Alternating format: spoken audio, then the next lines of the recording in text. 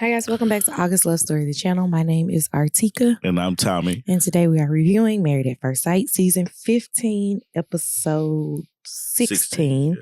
The episode is titled, This Isn't Best Friends at First Sight. If you guys haven't already, please subscribe to the channel and turn on the notification bell. Yes. Okay. So I'm trying to get my notes back up because I didn't do them the normal way. Let's start with, I guess we can just put them in the order that I saw them on the screen. It'll make it easy to kind of get through. Okay. Or actually, no, let's not. Let's start with Lindy and Miguel. All right. So we opened up with Lindy talking to her friend about how everything is going. And they discuss her getting distracted and how Miguel does not like that. And in the midst of their conversation, in the midst of their conversation, I got distracted and lost. Yeah. I was like, man, Miguel wouldn't like me listening to this conversation because where are we going? I just truly think that they overthink that Miguel is overthinking his relationship. Like, I can't say that he likes her or don't like her. You know what I'm saying? I can't say that he's genuine or not genuine, but it's just, honestly, it's just a weird situation that they're in because it's so not open and a direct answer. You know, they're not,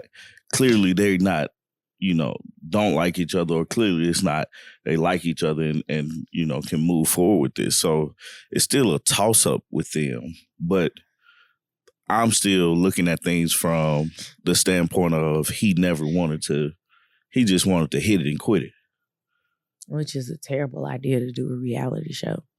But that's what he made it seem like he was all in for, you know, having sex with her. Once that happened, trying to get the booty. Yeah, because he really worked for that. And then once that happened, you started to see he ain't worked that hard though. He got it like a week. Well, I mean, like, he brought it up so much. He never talked about anything throughout this whole season as much as he talked about sex before he got it. You know, and then so after he got the sex, well, he did. The other thing was, you're a lot. Well, and he's saying that, and that's what I'm talking about. It's like he talked about sex, he wanted that, but now she's a lot. You know, and it's not worth. He's battling. It's not worth fighting for. You know what I'm saying? So it's kind of like, what's the saying? Don't eat the cow before the milk, or getting the cow before the milk, or something like that. Why buy the cow if you can have the milk for free? Right. That's it. Whatever. You know what I mean. Oh my God. You know what I mean, man. I knew it was a cow and some milk together and doing something. So, ooh, geez. But that's what it was with him. And then so now we're looking at it where Lindy is starting to pay attention to how she's feeling throughout the whole situation, and she doesn't like it. You know, and it's hard for her to grasp it because she's so emotional. She's just such an emotional person. So they redo their winery trip. They want to ride, like, everybody's going on their last date before decision day. I said a lot right there. You did. Most of it was that cow and the milk. Jumping over the moon. With the spoon. The milk ran away with the spoon, didn't it? It did. She tells him that she doesn't need him to manage her, but she needs him to step up when she is low, because he was like, you're a lot to manage. She was like, I don't need you to manage me. He then calls her theatric, basically saying that her emotions are like all over the place and she's acting out with these emotions. And I was like, that's a bit rude, because the biggest, and I might be forgetting something. She is. No. But I'm saying I might be forgetting something. But the biggest blow up that they've had that I can remember is the insurance card situation. Yeah. Right? Yeah. And that wasn't something so big that you can't get past. I feel like every other blow up has been him telling her, you're going to blow up. And her like, nah, I'm cool. You're going to blow up. Nah, I'm cool. You're going to blow up. And then she's like, look, now I am going to blow up because you keep telling me that this is what's going to happen. But I've been cool. Yeah. He said something while they were sitting down. He was like, he doesn't know if he can be what she needs him to be. And that her explosiveness is scary and it takes a lot out of him. I heard that. And that's one of those things that I feel like in marriage, or even, I'm going to just take the marriage out of it, in relationships that you're trying to be in, right? Mm-hmm. Friendship, boyfriend, girlfriend, all the ships, right? Mm-hmm. There's a level of passion or explosiveness, because I want to couple his saying her explosiveness is with some sort of passion and emotion. Because I've been explosive this week because of you. Yeah. Not to you. Yeah. But I've been pissed off because of someone doing something to you. Yeah. So it's being able to harness that and receive it and able to diffuse the situation in a manner where both people are satisfied with the outcome. You know, you have to be willing to fight for that. You know, because it's so easy to walk away. So you for him, he has to understand who Lindy is and make his decision based off of, do I like that person? And I think what he's saying and what he's been saying is, I don't like that person. And so this person, Lindy, she's cool, she's fun, she's this, she's that, but I'm on a show with her.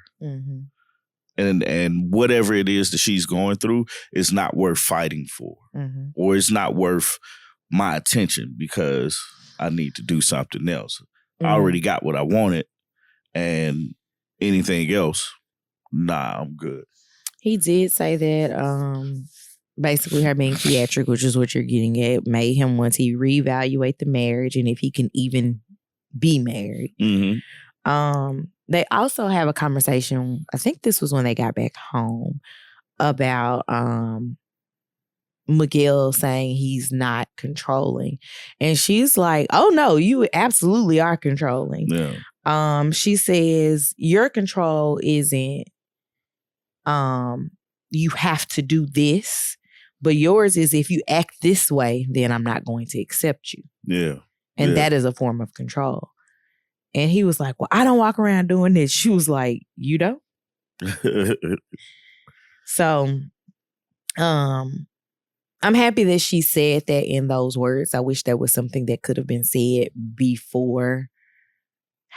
I don't know how many exact days they're into the experiment. I think they got, like, I seen somewhere it was like 2 days left or something like that. I wish it would, because everybody was leaving. Yeah, I wish it would have been said before then. Yeah. But basically that they agree that they have things that they need to work on, and they know that they can work on these things. But they're the only, well, no, they're not the only couple.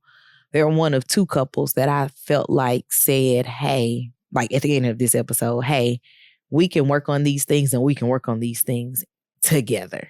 Yeah. And not, you need to go somewhere else and leave me alone after decision day. I don't think they're gonna make it. At decision day or a long time? Just period, man. Like I just feel like Miguel did not come in. Like, and that's the thing for me, is when I think of Miguel, I think of a person who only wanted to come on, see who we get, like, see if he get picked. Oh, I got picked. See who I get matched with. Oh, okay, she's cute. See if I can, have sex with her, and then I plan to leave. Because a person, like when he said, I always kind of end the relationship after 3 months. I was like, for me, that's something that you have to look at 35. You know what I'm saying? And you're just ending relationships because you don't feel like that person is your person. Mm-hmm. And it's an average of 3 months. Like, you're still getting to know that person. You know, they talking about married people have a 7-year itch. He got the 3 month itch. He got the 3 month, 2.5. Because by the time 3 months hit, he's out of there. Mm-hmm. So it's like 2.5. He like, this thing ain't working. I'm going to ride it out for a few more weeks, man, but I'm out. Right. Nah, I just don't see Miguel really working through things. I see a lot of apologizing. Mm-hmm.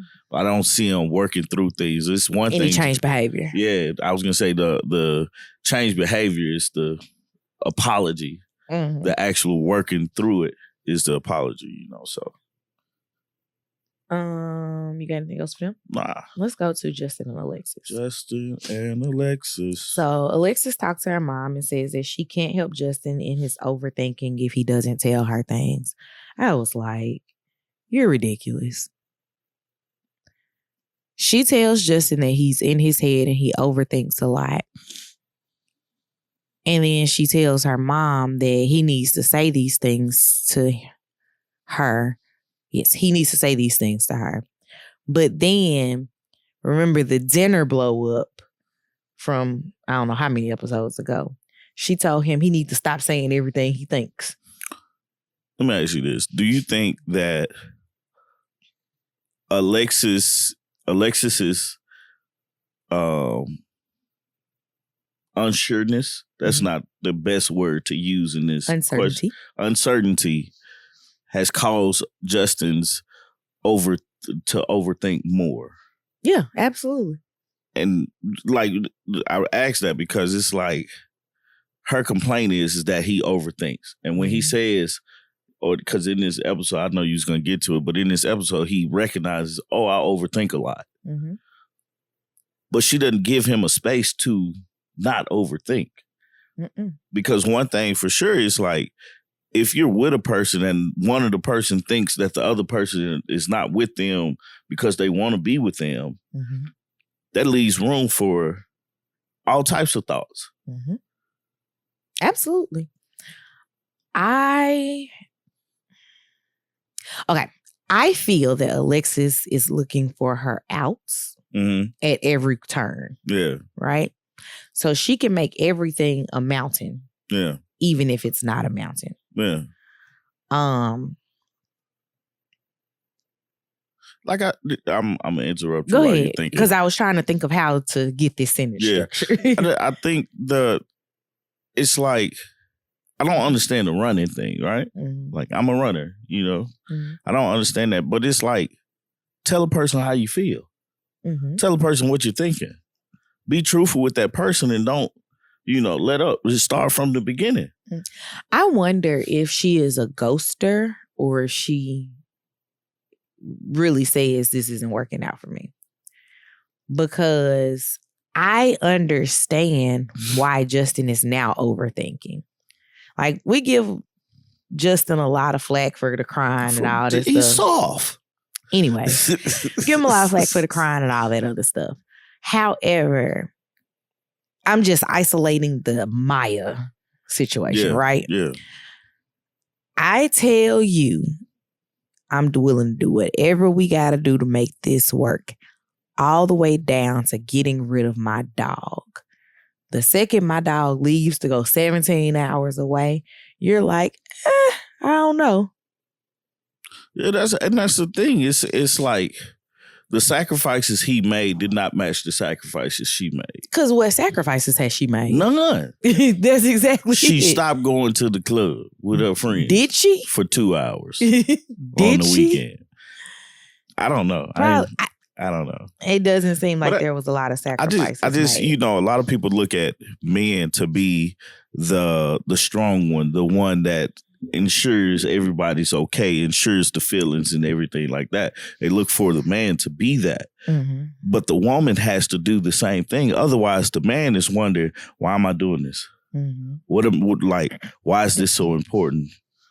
Like, should I do this? You start thinking about all these other things, and it's like, those are just conversations for y'all to have, to be truthful with each other, to understand where each other are coming from, and knowing how to proceed in things. Because it's one thing to have sex. It's another thing to actually like the person that you're with. It's another thing to grow into loving the person that you're with and to being in love with a person.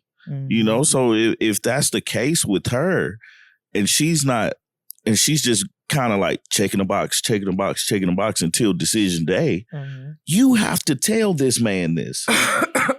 Because there's no way that it works. If you're like when she was like, well, I didn't say what I wanted to say. You didn't say it because you felt attacked when he said what he said. But don't get to that point. And there's one thing that he can do is he can work through an attack. Right. He might cry through it. But he'll work through it. But he's going to work through the attack. Because that's that's how he is. You understand you better than anybody else. And especially better than him.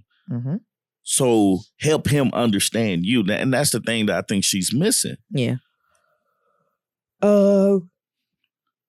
In these conversations with their mom, his mom told him if he want to keep Alexis, he need to be freaky. I was like, that's weird. Awkward. Ain't it? I don't want to talk to my mama about being freaky. Right. And then her mom told her that she's being a runner and she basically needs to know what she wants. That's why she's running. They meet up and they have dinner in what looks like a garden of sunflowers. Yeah, because he said that was her favorite flower. I was like, y'all be taking these budgets and going, because I know for a fact if Married at First Sight wasn't paying for it, you would not have sprung for all these sunflowers. Right. I would do the same thing. Big extravagant. Yeah. Basically, conversation we just had, they talk about him being stuck in his head and predicting the future. He did tell her that he needs to feel desired and he doesn't feel that way. And I was like, I could see that. Absolutely. Because she don't desire him. Pretend.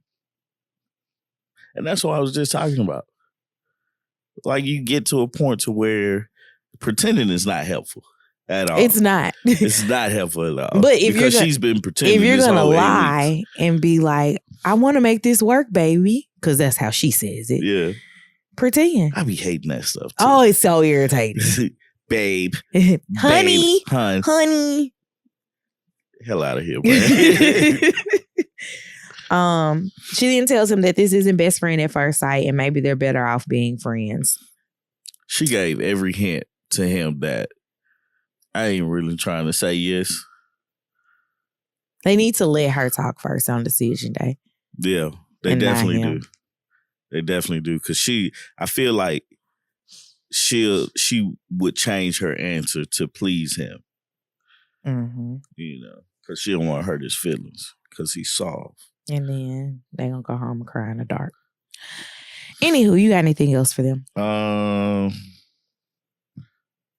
Nah. Oh, last thing. She says that she thought she was a committed person and she realized that she isn't during this process. When they were sitting down at dinner. I missed that. She thought she was a committed person? The person who has run from 3 proposals thought they were a committed person. What was she committed to? Herself. That's it. That's all I got. How did she get that from? I'm assuming she thought she was like a commitment, like being in a relationship committed. Yeah. But she realized that she's not. Okay. That's what she said. Not me. All right, man. Like, I just feel like I think they were a bad match. One. They tall and black. I think that's what it was. He's a nice guy. We gotta find him a wife. But I think it's her biggest hurdle, or 2 hurdles, was she met him before and rejected him. And so she had to fight through that part. Because just think about it. Like, we've all had a person or been that person that somebody liked us, but you didn't like them back. Or you like somebody and you knew they didn't like you back. I never. I mean, like that happened to me before. I never experienced it. But you know how I am with liking. You know, I'm weird about liking people. So, yeah. But you like me, though. On Tuesdays and Thursdays. Okay. And payday. Okay. No, but that's so funny. We're joking, guys. She really loves me. That makes me sound real gold diggers. I like you on Thursday and Friday. Yeah. Friday got a little coin coming through. No, but I just feel like she, couldn't get over that. Couldn't like she was like, I'm gonna let God work his magic and, do his thing with us. And this is, it has to be God. That's what she was saying in the beginning. But she couldn't get past it. She couldn't get past the idea that she wasn't feeling this dude in the beginning. That's why everything was so much harder because he's been over accommodating for her. Absolutely. And she wasn't truthful with him. She's sparing his feelings. Mm-hmm. And I don't think that's something you can do in marriage. Like you can communicate, you can say mean things in a nice way. You still got to work on that. Yeah, I do. But I don't mean like demeaning things, but just things that need to be said. No, I'm not talking about just to me, but just in general. You have to learn how to say mean things in a nice way. Yeah, that's a work in progress. I don't know if you're working on it some days. Some days I'm not. Some days I just want you to hear the anger in my feelings. I want you to feel it. Just go cry in the dark. Look, it'll make me feel better. Anyways, Kristen and Mitch. All right. So they start off masking in bed.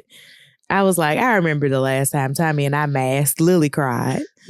That was so funny. Like she was like, what is this on your face? Get it off. They actually started off cleaning the dog's wrinkle. They did. I think that's hilarious to me. And then they had to chase the dog to clean her wrinkle. Clean the wrinkle. I noticed while they were masking that Mitch had on his hubby shirt. I was like, all right, we're wearing you down. I think Mitch likes her. I'm wearing you down. Yeah. What was that, Steve Urkel? Yeah. Kristen tells her friend that she wants a grand gesture from Mitch. And basically they all got together as a group one last time. And she said the same thing in front of the group. Like, I'm looking for the big I love you. It seems like she's been watching too much Sex in the City. Oh, yeah. Mm-hmm. I've never watched that. There's like the grand gesture, like the big over the top thing that the guy does to prove his love for you. She's not going to get that from Carrie Mitch. was always talking about it in Sex in the City, like literally those words, the grand gesture. Yeah. That's what makes me think she's been watching Sex in the City. So they go out to dinner together and she just basically says she wants for everything to be clear. He says he wants to say yes on decision day, but he wants to know if she can handle it not being rainbows and butterflies because, again, he's listening to her saying she wants this grand gesture of love. And he's like, that ain't me. Yeah. I cannot give you rainbows and butterflies. He ends everything by telling her he doesn't want to lose her. And for me, that was the grand gesture. Mm-hmm. Like, you are articulating this in a way that says, I want to be with you. Yeah. I want to be with you. Yeah. Okay. All right. I'm gonna let that one go again. That song is singing in my head right now. It's picking up real estate.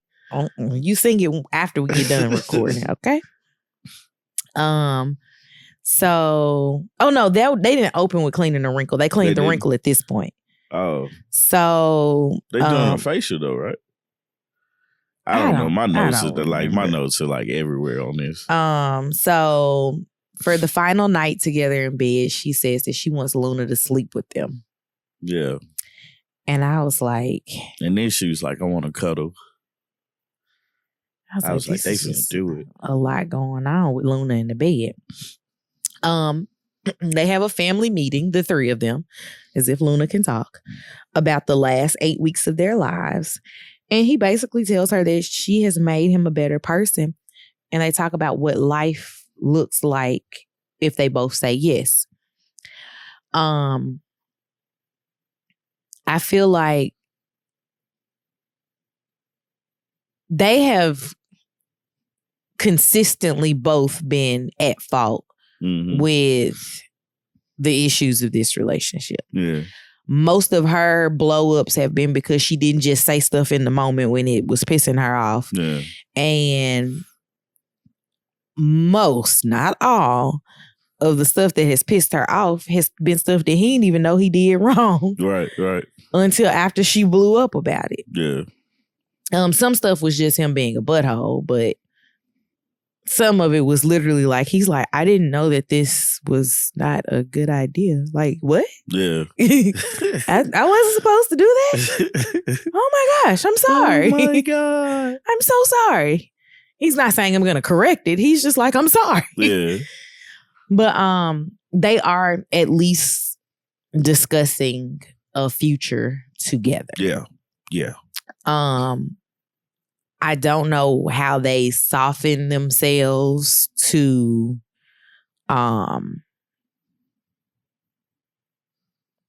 for him to be able to, I don't want to say be less of himself, but be less overbearing with things.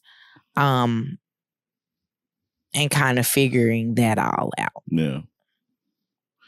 I don't know, man. Like, it's funny. And this is all I got to say about Kristen and Mitch, is that they had the furthest way to go because of where Mitch started. And I think they might be the best couple. Because Mitch has had to really work through some things to get to the point of saying, I don't know if he said I love you or I'm in love with you or I'm loving the situation, but love came out of his mouth. I think it was like, I love this about you. Yeah. Whatever this is. Whatever that was. But that's progress. That's work. That's what you want to see. But yeah, so I'm happy for them that they're in a good spot. And Kristen is finally showing her voice, you know. Speaking of who had the shortest distance to go, and it looks like they're far, far away. Come to the end of the road. Yeah. Stasha and Nate. Now, you know, that song is in my head now. You're welcome. Thank you. I don't remember who she was talking to, but Stasha opened up. God, I can't stop singing that song. Saying that she doesn't know if she can have conversations without triggering his insecurities. My notes might be jumbled too. Yeah. Oh, but the conversations that she's having with him saying that she's triggering his insecurities, to me, are all about her insecurities. Because she is really harping on, I don't want to be in a loveless marriage. And he like, dude, I've known you for 2 months. Yeah. You can't base these 2 months as a forever. Like, you can, what you have to do is, has these 2 months been good? Have you been happier than sad? And is it worth going past this? If you eliminate like her saying or continuing to say, oh, you need to love me, you need to love me, you need to love me, but just really get into the nitty gritty of, was this good? Am I happy with you as your person? Can I accept your flaws? Because he does have things, Nate has things that he needs to work through when it comes to him and figuring out how to express his emotions and how he feels when certain situations come up. Because him at 34 shouldn't be saying, okay, if I have children, which I know is probably traumatizing to him after thinking about it for so long, in 34 years. If I have children, will she leave me to raise these children by myself or this child by myself? Because that's what happened to his dad. That's traumatizing. And remember what Noy said during their season? She don't want to be poor. No. Well, not even that. Yeah. No, what I was getting at was that Noy said we marry our spouse's childhood traumas. Yeah. And Stasha has to accept that that's one of his childhood traumas. It's not to say that it can't be worked through, because it absolutely can be worked through. I think at some point, either the kids are going to be grown or whatever, but he'll be able to work through the fact that he's not always thinking that the woman is going to leave and he's going to be a single father. Yeah. So it's just, you can reassure him, but the best reassurance is that not coming to fruition. Yeah. I think when they were sitting down eating, and she was basically pressuring him to say I love you, or or something in the sense of I love you. And he was like, I think he said he doesn't love her because it's only been 2 months, but he's working towards love and being in love with her. I think they have to understand where each other, ironically, love language is. Hers is hearing, I love you. His is more actionable, And that's one of the things, like, she's like, I don't want to be in a loveless marriage. And he was like, essentially, or what I'm thinking is, he can tell you he love you. That don't mean he mean it. Right. And that's the thing. She has to hear it. I have to hear the words, I love you. Therefore, it means that you love me. He's, on the other hand, I've shown you that I have love for you and that I care about you. That I'm in this. He's like, you don't get a tattoo because you're just going through the motions. And one of the things that he mentioned, because like at the dinner, they talked about like flaws, and she's like, I've told you all my flaws. And he's like, all right, so producer question, throw that in the trash. And she was like, well, what about love? And he's just basically like, I'm not even ready to walk around the house naked in front of you. Yeah. Like, no, we're not in love. She probably don't even fart in front of him. Probably not. That's love. No, it's disgusting. I got 3 of y'all that think it's okay to pass gas in front of me. I mean, you do it in front of me. The big kid, at least now, is starting to say, excuse me. The biggest kid says, excuse me, too. Anyway, go ahead. You got lost, Steve. Nope. She said, I don't know if you'll ever get there. And he said, and then she told him that she felt like he was just going through the motions. And basically, that's a red flag for her. And he's literally throwing this whole, you don't get a tattoo going through the motions on your hand. Right. I was like, you don't get a tattoo anywhere going through the motions. Nah, you don't. Well, some people do. Because they're like, just get it covered. Yeah. But I was like, nah, not a wedding tattoo. He asked her what's missing, and she said the burning desire of love. And I'm like, who have you been talking to? Yeah, I'm like, you 37 years old. You should understand that love is not a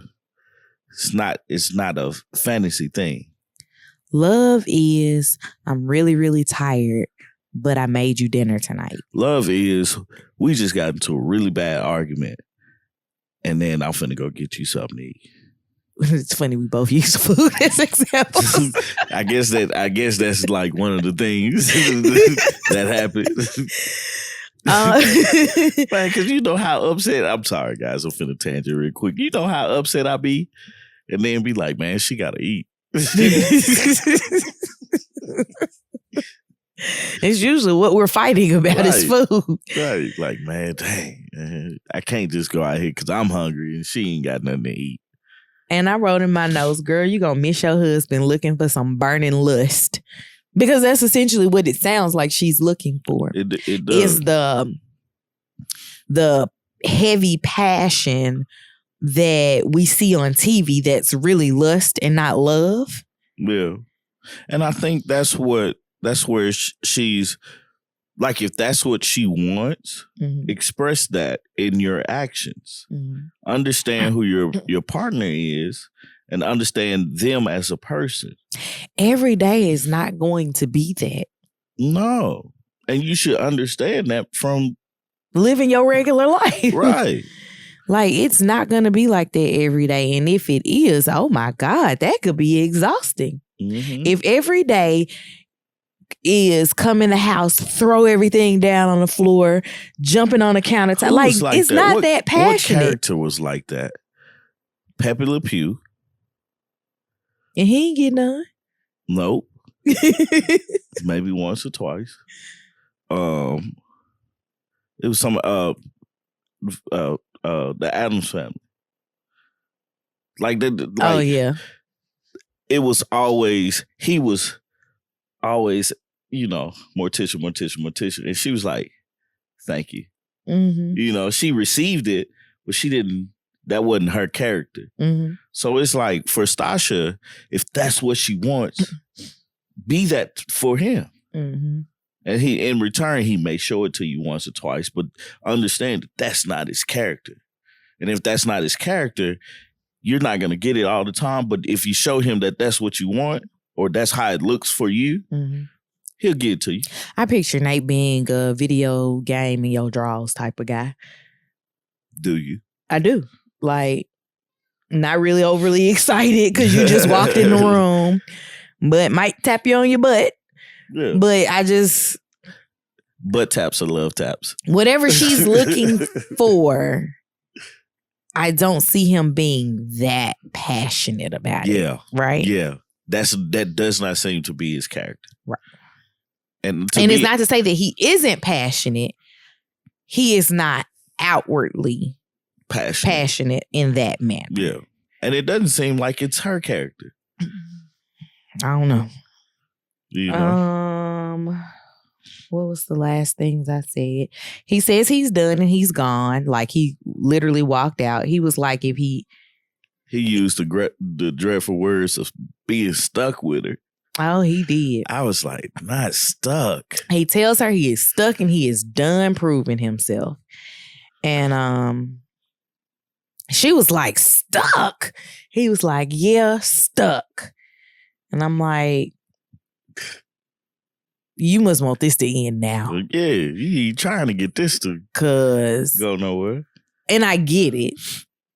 Because if literally every day for 8 weeks, you've been complaining about me not being in love with you. Yeah. No matter what I say, no matter what I do, I literally, like, that would feel like you're stuck somewhere. Like you're stuck in a space of time where the person won't get over something. Yeah. And this is the equivalent of Maya attacked Newton. Yeah. I'm staying in this. Right. And I don't want to progress forward out of it. Yeah. So it's difficult. It's really, really difficult to like move through that. They get back to the house and they sit down and have a conversation. And she's like, you're not using the tools that we were given. And they flash back to the episode where Dr. Pepper is telling them specifically having hard conversations means he needs to hold hands through them. And what was the other thing? I don't know. The holding hands was the big one for me. Not leaving.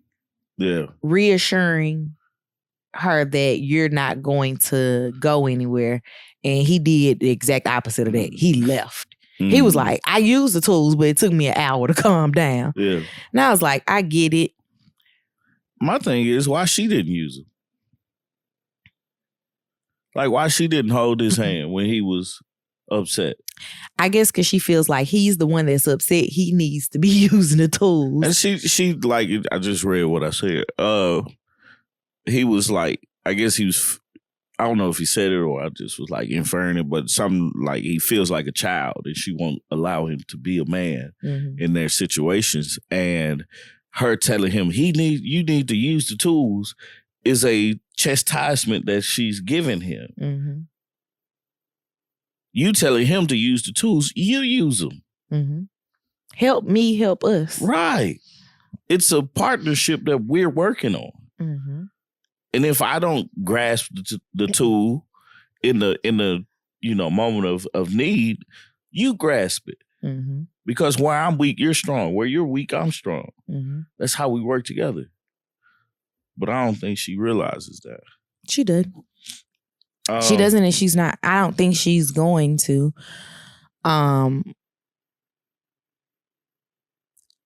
don't like at the ending of this episode, it feels like they are at an ending that you can't turn around from. Yeah. I don't know if that's truly the case, but that's what it feels like. Well,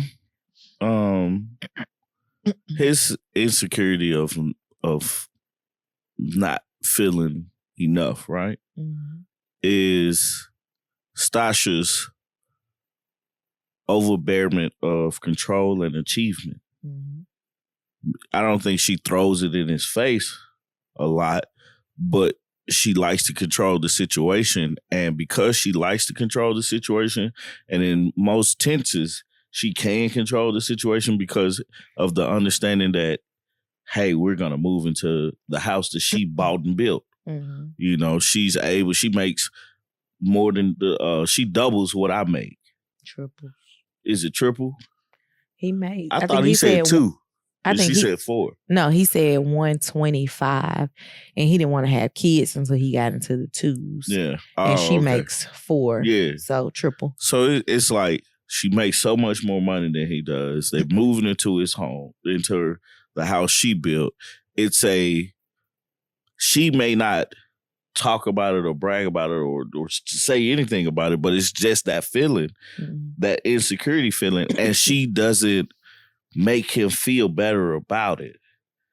Asking him about love and she's not trying to understand where he's coming from when he says, it's been 2 weeks, it's been 2 months, and I'm doing the actions. Mm-hmm.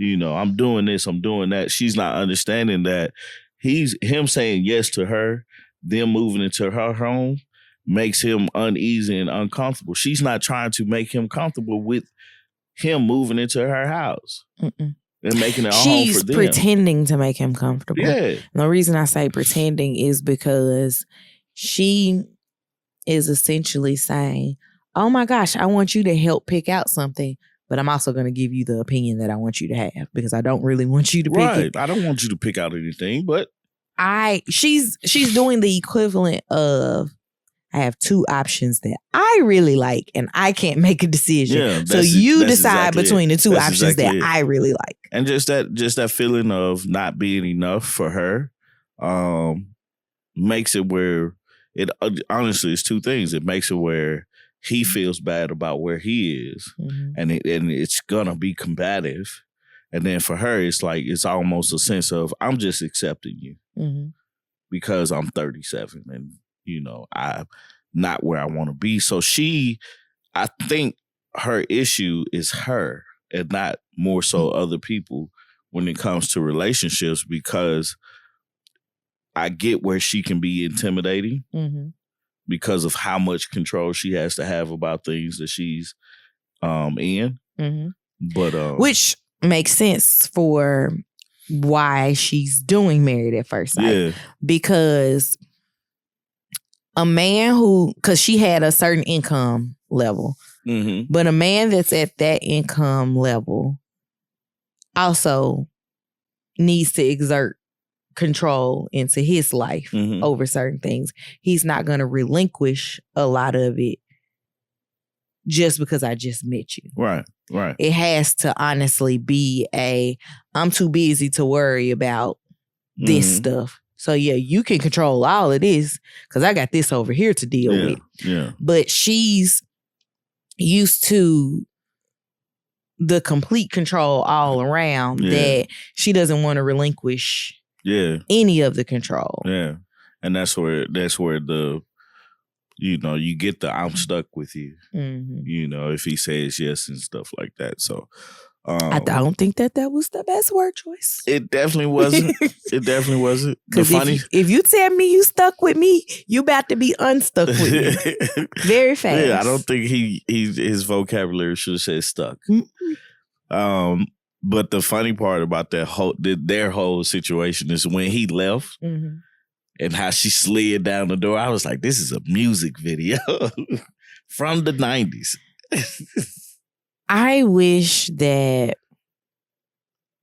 the experts would have found less sexual things for them to do. Yeah. Because I think, I'm with you on that. And found other activities. Yeah. Because sex wasn't their issue. No, I don't think Intimacy wasn't their issue. Or I shouldn't say isn't, because there's been chatter on the internet that they're still together. I don't know how true that is because I'll be honest, I watched through the reunion, and at the reunion, these people ceased to exist to me. Yeah. Nah, I'm with you on that. Unless I'm recalling something that happened in their season. Like I just brought up Noy. Look, I be like, who are these people? I just brought up Noy and the childhood trauma thing. That's recalling something from their season. Yeah. But I try not to push too far ahead because it taints what I'm watching on TV. Right. But yeah, I wish he would have found a different word than stuck. Yeah, stuck was terrible. Unless he was like, stuck was not a bad word. This is my decision day. We ought to do like a video about why stuck was a bad word. We can do that. We should do why stuck was not a good word to use. And find some alternative words. Anywho, you got anything else? Let's do our predictions and get on out of here, man. Oh. Okay, yeah, because decision day is this week. Yeah. Stasha and Nate. I'm going to say they sat down and had a talk and they going to say yes.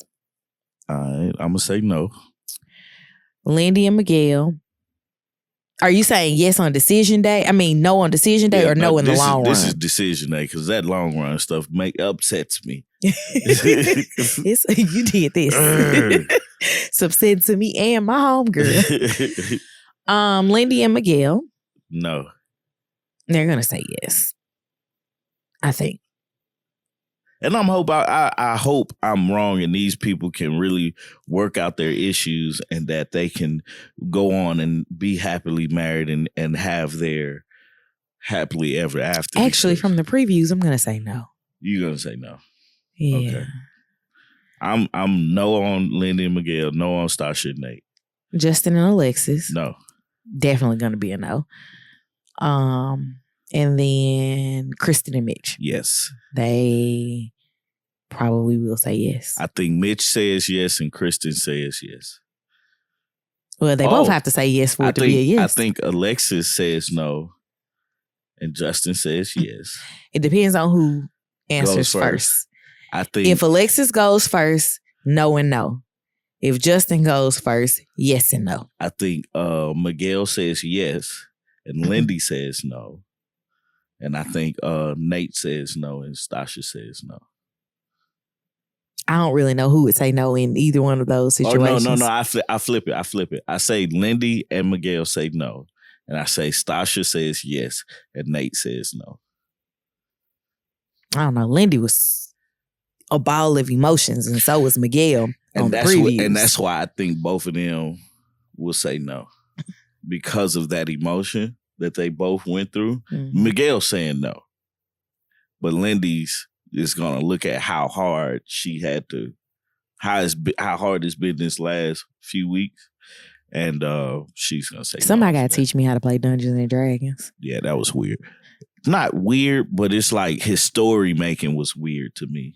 Yeah, that's what I'm saying. I need to know how this goes because I feel like there was a flaw. Yeah. And because I'm not an expert, like if you was playing Monopoly, I could be like, no, that was wrong. Right. But I can't do that with Dungeons and Dragons, but I felt like my spirit told me something was wrong. It's like I felt like his storytelling was kind of off with it. Mm-hmm. But if it's like you making up the story and each one of these characters got different powers that you can kind of combine this with that and this with that and that with this and then make something else bigger happen, I'm with it. I lost you. Yeah, but anyway. Let's get on out of here, man. Please subscribe to the channel, turn on the notification bell, and comment down below and let us know what you guys' decision day predictions are. And join us on Sunday, today. We'll be back this evening with Jack and Glenn and Talisa Ray. Yep. And all right. That's it. We out. Bye, y'all. Peace.